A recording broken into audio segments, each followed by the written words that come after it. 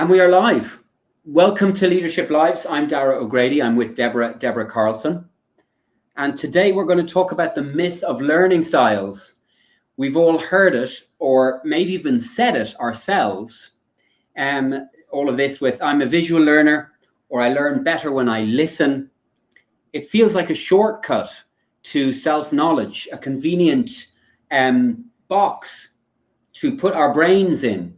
But what if these labels aren't actually helping us learn? What if by leaning into these comfortable categories, we're actually shifting or stifling the exact critical thinking that we need to navigate a world order that doesn't care about our style? So today we're challenging the myth of the learning style and asking why we're so desperate to categorize our intelligence instead of simply testing it. So I'm joined today by Debra Carlson. Debra and I have been observing a strange phenomenon in our work as coaches, and the gap between what the educational system tells us is effective and what the actual evidence says. We see students and professionals obsessing over how they receive information, the style, while losing the ability to grapple with the substance of the information itself.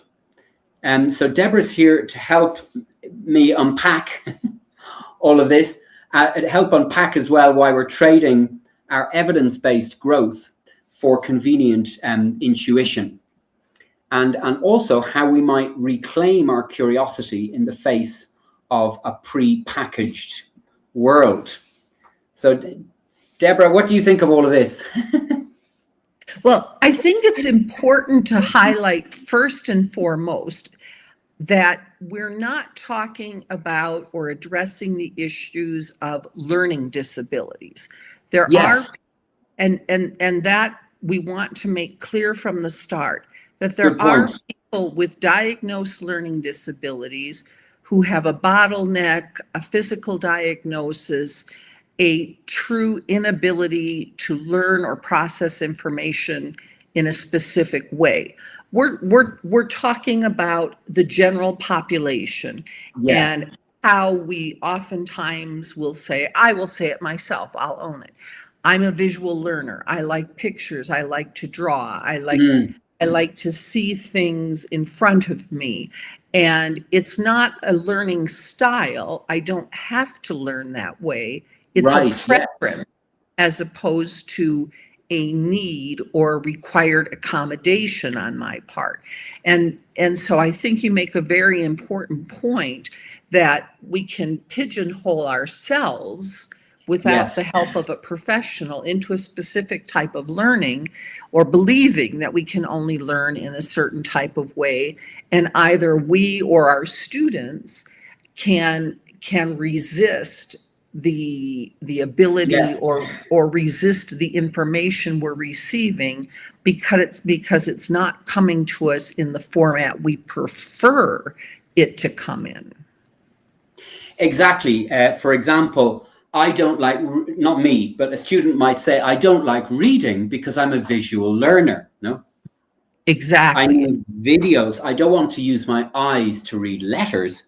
I want to use my eyes to watch videos. Right. But I think reading letters, looking at letters would classify you as a visual learner, no? Because you actually have to see them. But it's this lack of thinking through, I think, which is very interesting. I was telling you when we were preparing for this session that I used to observe teachers an awful lot, and I would ask the teacher, what kind of learners do you have? What's the profile of the learners in your group? And she would say, they are visual learners, you know? And I would ask, all of them? And she would say, yes, all of them. All of them. But all of them.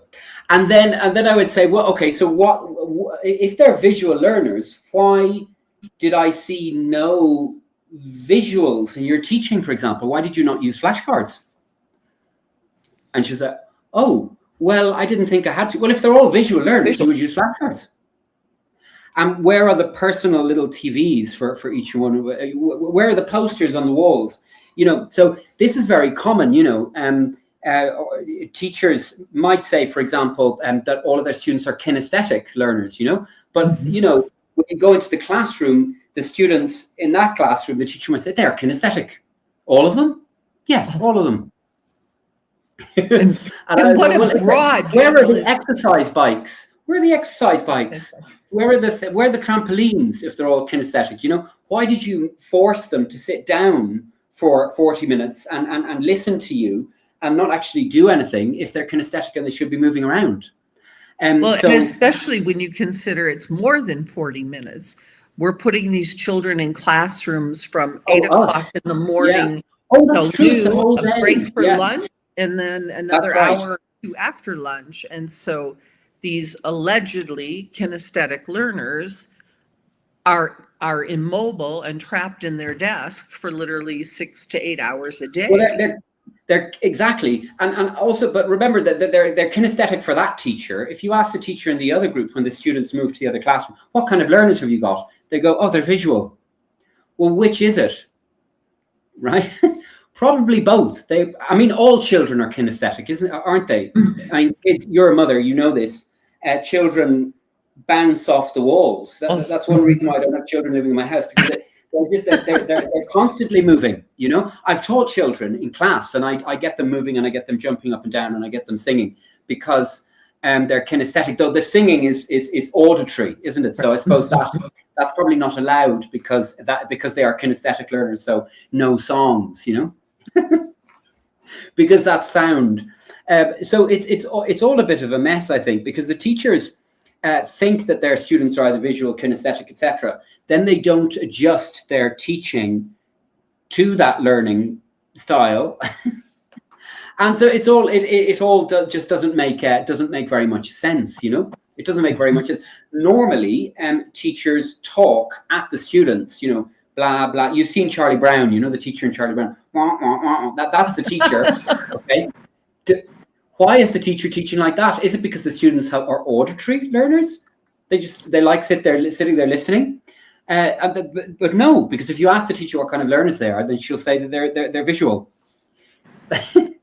Well, and I think part of it stems back to their education in how to become a teacher, and what has become routine and easy practices, and a failure to examine different approaches to different topics, and how the 3 or 4 different types of learning preferences or styles can reinforce one another.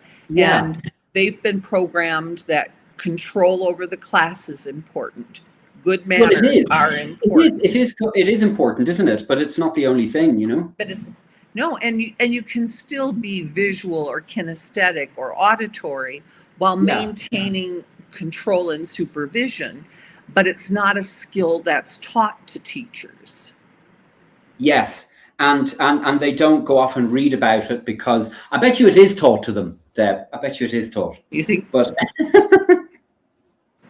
but they don't remember it. There's at least one semester on degrees in education on theories of learning. But that seems to kind of go out the window. I'm in the case of many teachers. I'm not saying all teachers. Us, for example. Us. No, we have to. No, we have to we have a wide range of students from different countries, different cultures, different educational backgrounds, even within the same country or culture, and we seem to be a human machinery that loves to categorize. That as people that we're afraid, or teachers are afraid to tell someone that their style doesn't matter as much as their discipline. And when do you see someone stop trying to optimize their style and just start doing the work of thinking? I see it when students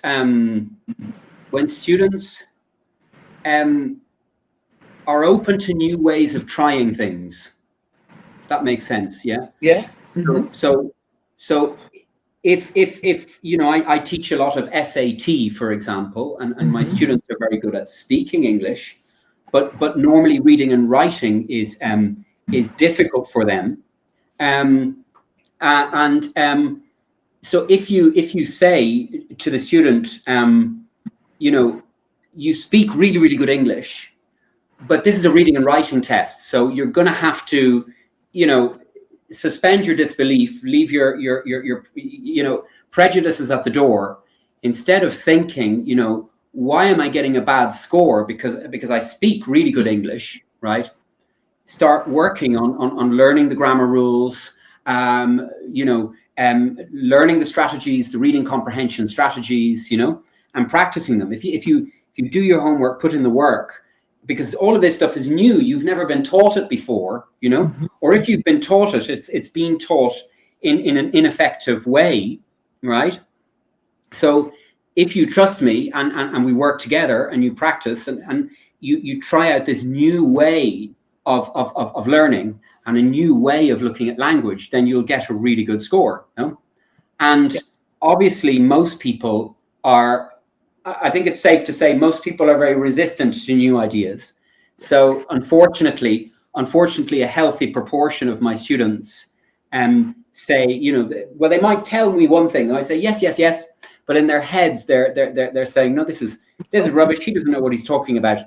I'm just going to continue learning the way that I've always been learning, and of course that doesn't get the results that they want, and then they wonder why. And, you know, but increasingly, what I'm doing is I'm working with ways of presenting this idea to my students that they really need to, with the SAT, for example, they really need to change the way that they look at language, because it's not what they think, you know. And instead of battling against this new idea, run with it and see what happens, you know. And not just run with it, embrace it while they run with it, because it's, I don't want to say it's easier to speak than it is to read and write. They're two different skills. They're very different. Yeah. Very, very different. But when we're speaking and learning another language, you know, in this case, we're oftentimes coaching students for whom English is a second language. We don't stop and agonize over every word that we're about to speak. And we don't think of it in a very linear process. If we encounter an idea in our communication that we can't articulate in the language we're speaking, we find a way to work around it and find another way to describe it to make our point heard, or we're in a position to question the listener if we don't understand them, to ask more questions to ferret out what it is exactly they're looking to hear from me. Well, when they're reading, there's not that back and forth communication. It is what it is, and you must read it the way it is written, and you must answer, you must select from the answers the way they are written, and there's no opportunity to intellectually wrestle with the problem that's being presented, which is something we have the ability to do when we're speaking and articulating our thoughts. Totally. And I know that you and we can teach in either way, you know, because we teach English as a foreign language or as a second language, but we also teach English as a mother tongue. And those two approaches are very, very different. And I have learned as a teacher to be able to do both, no? But I wasn't trained as an English as a mother tongue teacher. I was trained as an English as a foreign language teacher. That's what my postgraduate studies are in. So to then make the switch to teaching English as a mother tongue, I myself had to put everything that I had learned about teaching English as a foreign language, I had to park it, because it wasn't going to really be that useful for teaching reading and writing in a native speaker context, you know.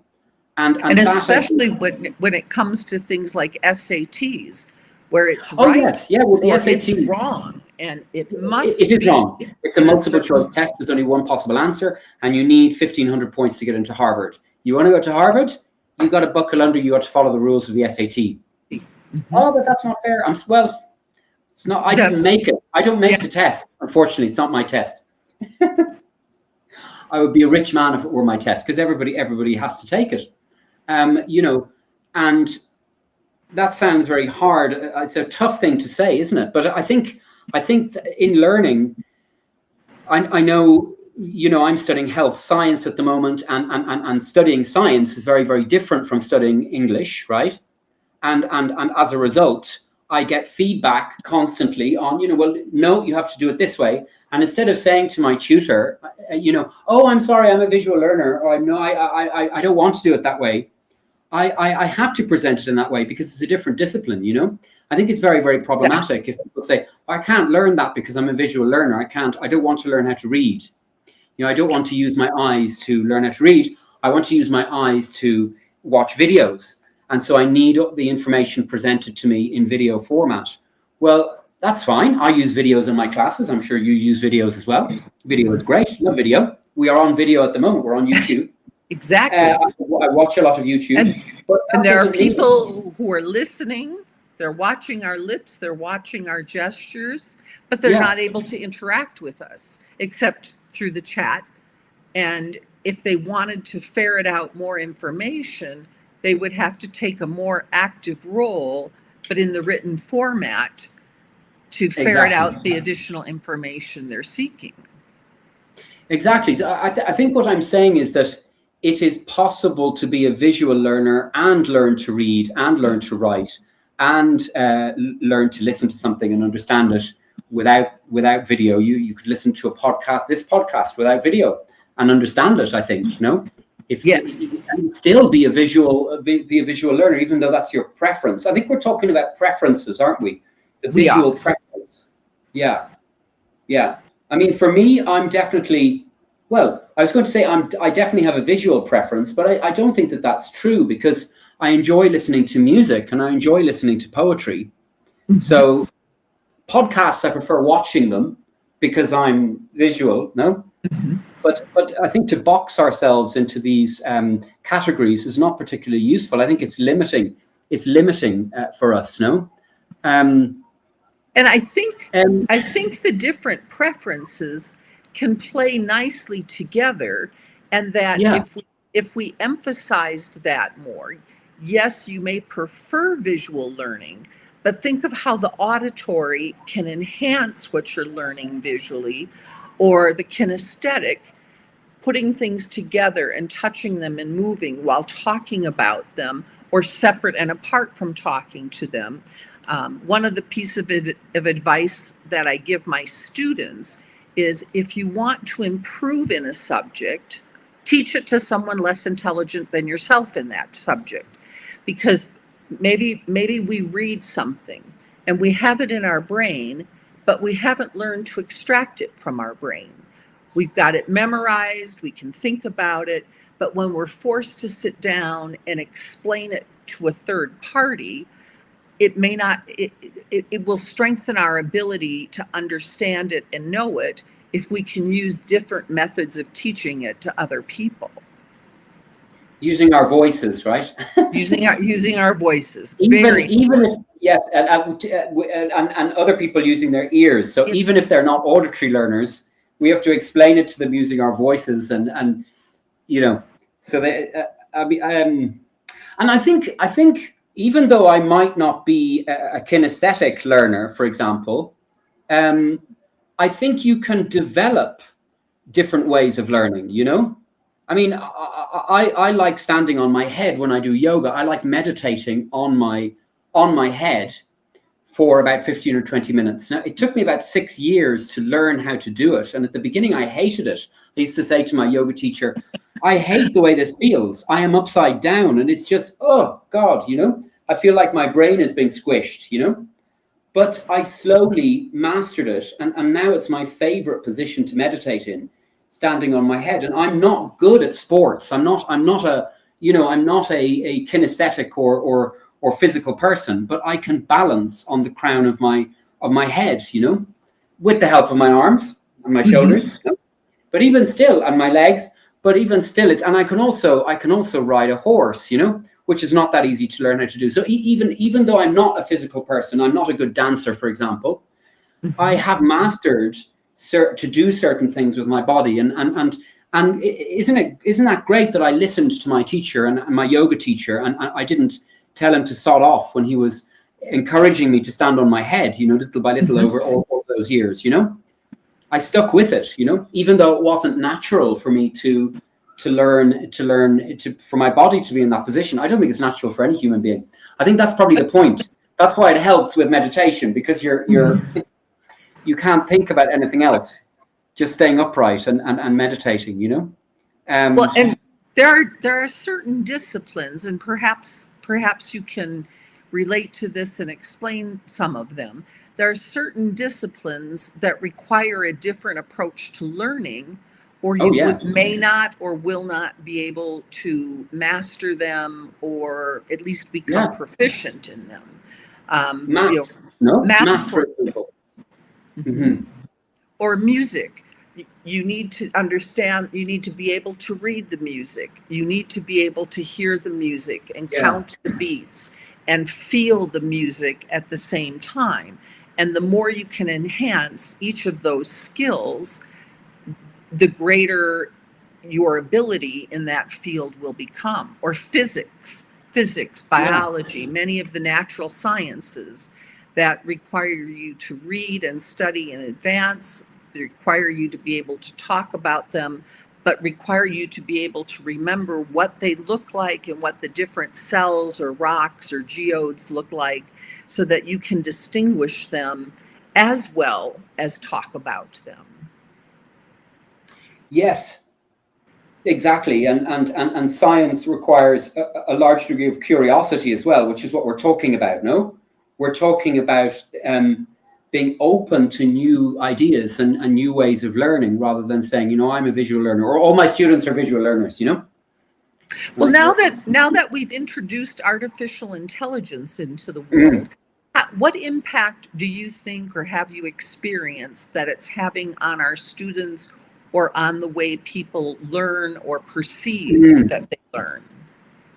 I think it depends very much on the person. I know that you and I use AI to investigate things and to flesh out our ideas, and I ask AI to pick holes in my ideas and to criticize my ideas, and normally it will say, well, you're right on this, but you're wrong on this, this, and this,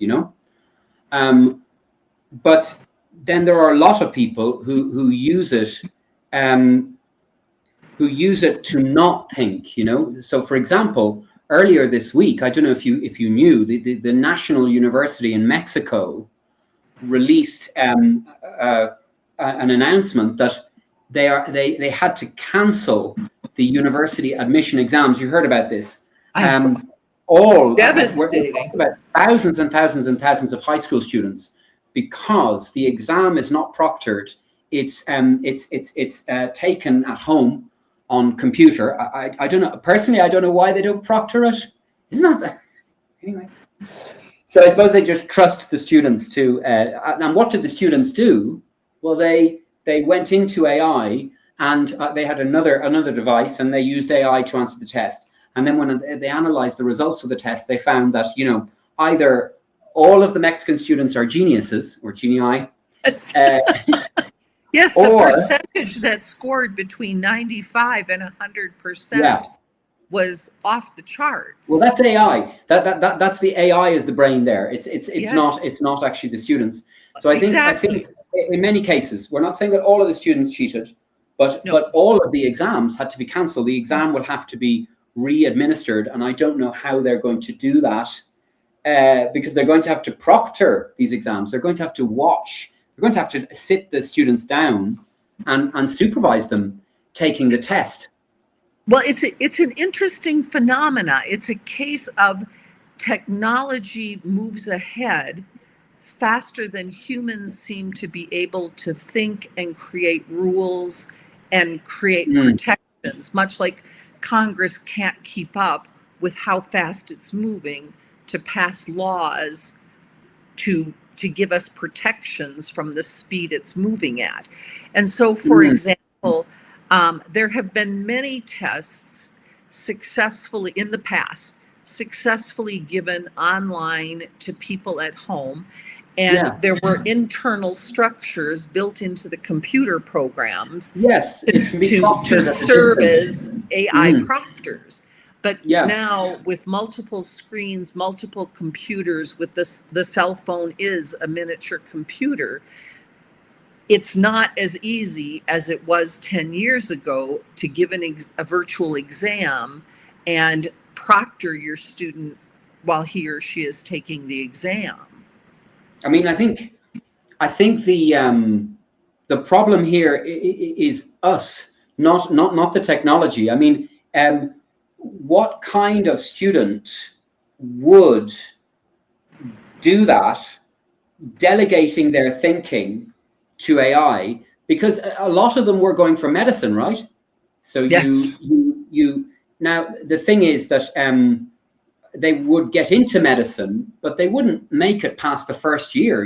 I mean, it's kind of stupid, isn't it, to think, well, if I pass the exam by cheating, then I will and I get into medicine, I will just breeze through medicine using AI as well. I mean, eventually the piper needs to get paid, and you will very, very fast. I think they just kick you out. So what is the point? What is the point? Or let's say you do cheat your way through your medical degree, and then you end up. What kind of doctor will you be? A doctor who just I suppose kills all their patients or something. or puts it into AI and gets a wrong Doctor Death. diagnosis. Doctor Death. You made a very important point a few moments ago, which I want to go back and reinforce to our listeners, which is that you challenge AI and you ask AI to challenge you. Because as we know, AI is programmed in part to tell us what we want to hear. Who's the best baseball team or football team? If it knows your viewing habits, if it knows where you live, if it can see something in your office, it will spit out the answer that it thinks you want to hear. And so you have to push it and challenge it. And that comes in the intellectual realm as well, that you need to say, okay, you've told me this is how I can solve the problem, but what if we change this variable? How do we account for that new piece of information? And you need to argue and fight with it and develop your mind intellectually to be critical and not accepting. And so many people are just accepting what AI provides it. I may have mentioned this in a previous podcast, and if I have, I apologize. But I asked a good friend of mine who is a university English professor, and I asked her, with the invention of computers and artificial intelligence and being able to do research online, are you seeing higher quality papers in your classes? Because for me, the quality of my writing has increased exponentially with the ease of revising and I say I can revise until the deadline, and then I just have to push the submit button or I've missed the deadline. And she said the papers were actually worse, that students weren't using it for that purpose. They weren't doing the research. They weren't revising. They weren't critically thinking about it and pulling in different articles to compare and contrast. They were taking the easy way out and spitting back what they had picked up from the computer and not doing the 5, 6, 10 revisions that you or I might do, because we've fallen in love with the ability to enhance our work without having to retype from the beginning, to be able to copy and paste and move and shift our thoughts around on the document in a fast and easy way. So, I mean, I think you're dead right. I mean, I ask AI to pull my ideas to pieces because I know that it will tell me what I want to hear because it wants to sell me stuff. And I know that I am almost never 100% right, like never. At best, I am partially right most of the time, right? And sometimes I'm downright wrong, no? So I would prefer to know where I'm wrong and learn from that, rather than being told by a sycophantic piece of software that I'm a genius, you know? And so I think how do we help the people that we teach and lead, Deborah, realize that understanding the process of their own thinking is more valuable than any hack or style guide or Cliff's notes, you know? I mean, I suppose teachers have been asking that question for since Aristotle, you know. But what do you think? I mean, how do we get our students to not cheat on their university admission exam? Well, unfortunately, fear of consequences is, of course, an excellent way to discourage people from abusing tools that are provided to us.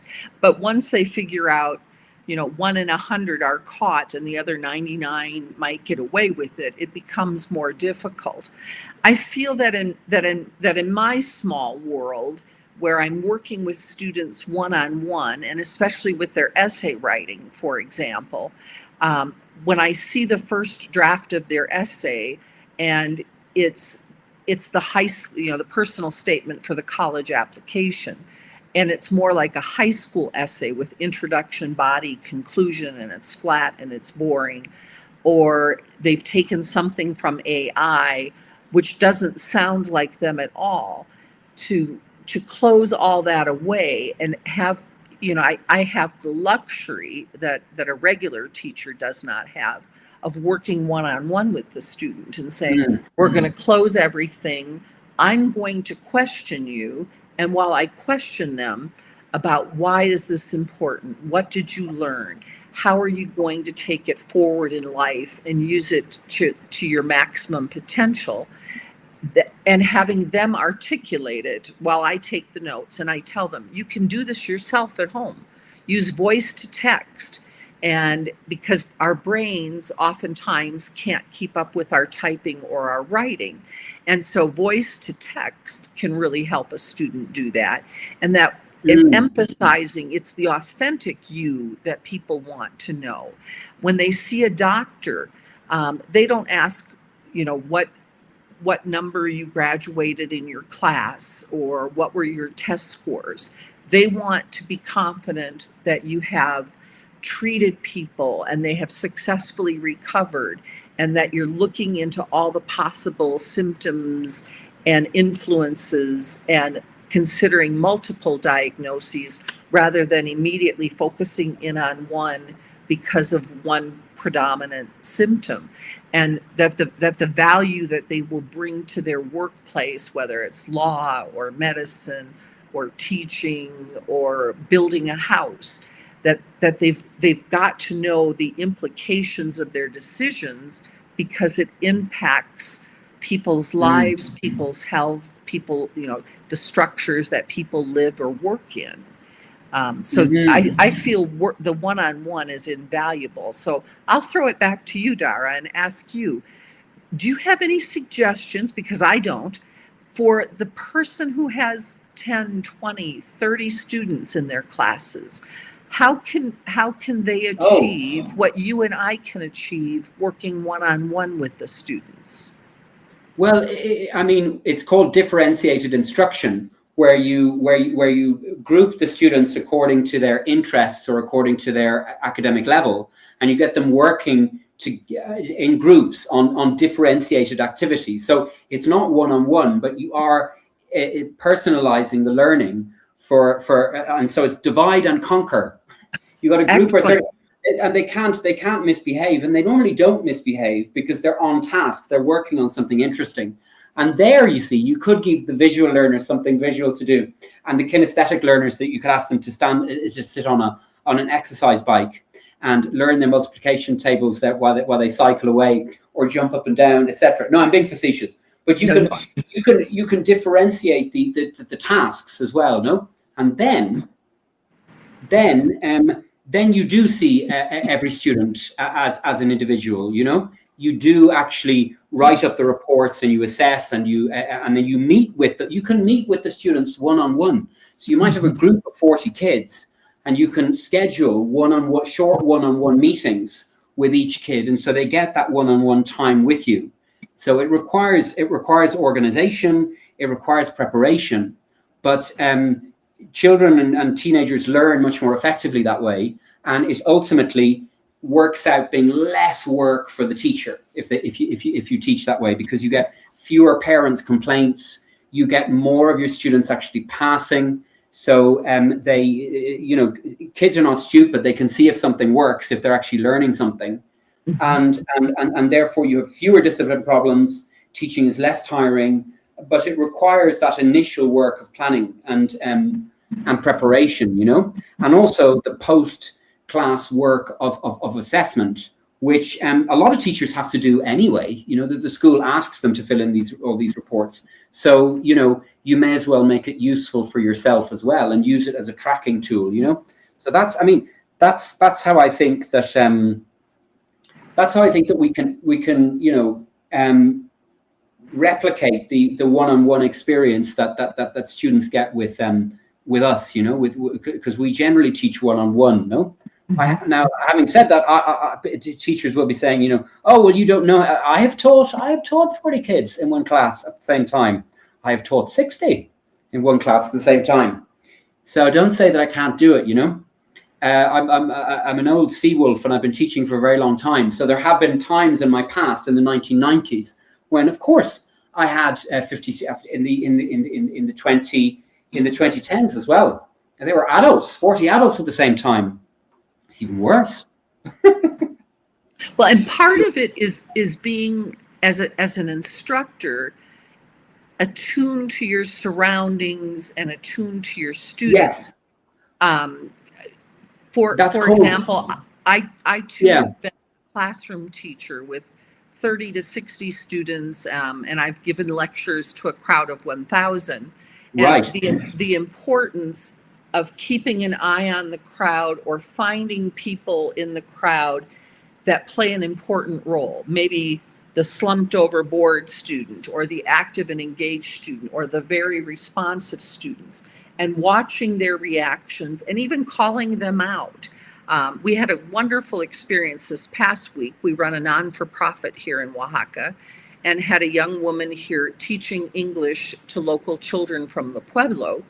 And she really did her research and thought long and hard, and had lots of discussions with teachers before putting her curriculum together.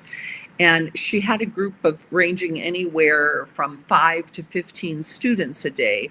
And at the ripe old age of 17, she figured out she needed to pay attention to who the misbehaving student was, and relocate him and engage him with a more interested, active, and involved student. That games helped keep them involved, but for a little while, but not too long, and keep changing the process and approach from singing to flashcards to a game where people slapped the table and said the word in English and won a prize. And seeing the reactions and who needed special assistance to be pulled into the bigger crowd, so that they weren't able to physically, set themselves aside and not participate in the exercise, and only appear to be present in the classroom. Yes.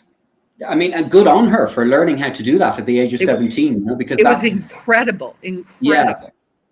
It's easy once you know how to do it. I mean, now that she knows how, it'll be easy for her to do that forever and ever, But it seems it's very, very challenging for teachers to actually do that.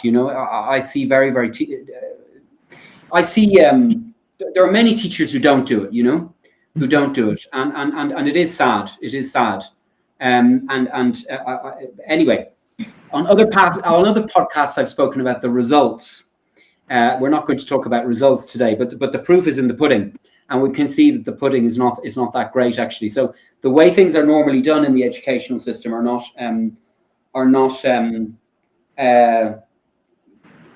they're not producing results, are they? And less and less and less, you know, less and less and less.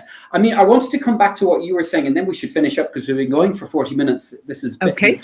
we touched on a lot today. This is very, very interesting. I wanted to go back to something that you said about trying to get through to the student, explaining to the student the consequences of one way of doing things and the consequences of another.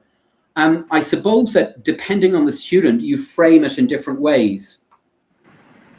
You know, so for example, with one student last year, I asked her, listen, you said at the beginning of this course you wanted to get an A. Do you still want to get an A? I asked her, and she said yes. And I said, are you working like somebody who wants to get an A? You don't have to answer that question. I said to her, it's a question for you, you know. And she looked kind of a bit sad. And I said, well, in my opinion, sometimes you are, to be honest with you, and sometimes you're not, you know. And it's up to you to figure out what's what. And it did actually, it changed her attitude, because she took responsibility for her learning then, and she began to see the consequences of not getting the A, and evaluate how important that A was to her. But I wouldn't say that to all of my students, is what I'm saying. I reframe it depending on, is that what you do? Oh, exactly, because each one is an individual, as we both very well know. And some are visual, some are kinesthetic, some are auditory.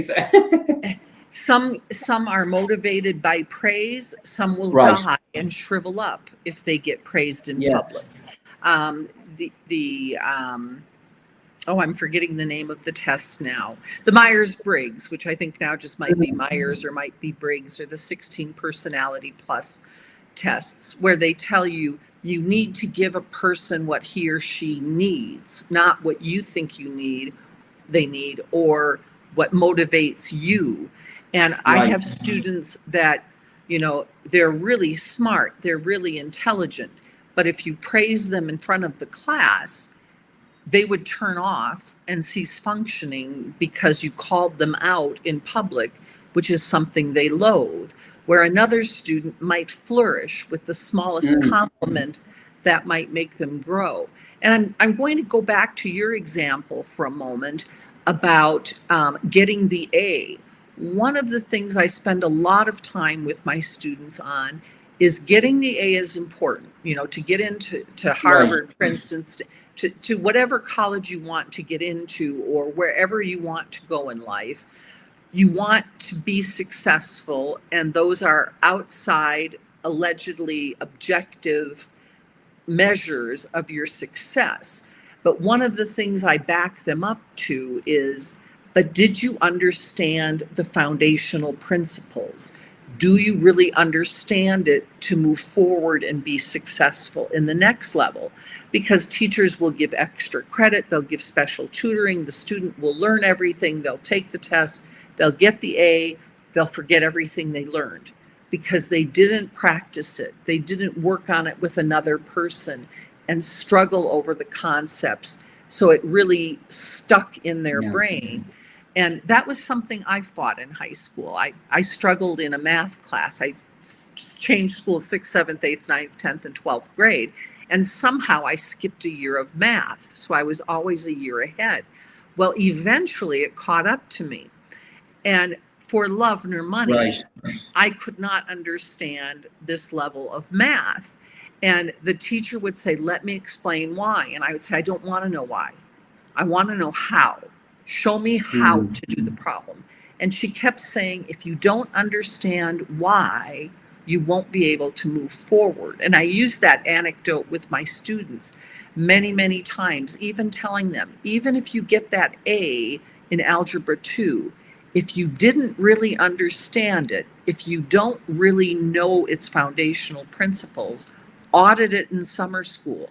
Take your old tests, your last year's books, sit down and redo the homework. Ask somebody smarter than you for help, because you may have gotten the A, but when you move on to the next level, you may be behind your peers and you may not be able to reach that level that you seek to achieve. Yeah, because you didn't, and math is especially like that, isn't it? That if you don't have it builds on basis, no, on bases that you've got to. If you don't have the bases, then you can't actually understand the next steps. Well, you might still understand the next step, but then maybe not the step after that. No, it's yeah. Okay, well, thank you, Deb. No, thank you. We've it's wonderful interacting with you, and I learn so much each time we have likewise. a conversation. Likewise, yes, likewise. And I think it's important to be open, isn't it, to new ideas, and a lot of the things that you say are new for me, and that and means vice that versa. yeah, and you know, it really means that it's accelerated learning, which is great. So anyway, so today we've talked about the danger of the labels that we give ourselves, and the way AI can trap us in a loop of confirmation, and the vital, uncomfortable work of building real learning. So if there's one thing that I hope that our listeners take away, it's this: that your intelligence is more adaptable than you've been led to believe. You can learn to stand on your head, even if you're useless with your body. You aren't a style, you are a thinker. You are not a number, you are a man or a woman, or transgender. To those of you listening, where have you let a label dictate how you approach a challenge? Let us know. And think to yourselves, what would happen if you ignored that label tomorrow and tried something in a different way? We'd love to hear how you're breaking out of those boxes. Or if you want to be in a box, put that comment to the chat. Rubbish. Debra and Dara are speaking a lot of rubbish. I'm quite happy in my box. Okay. Take care, everyone. We're open to complaints as well. So thanks for joining this conversation. We don't just talk here, we think about what we say in theory.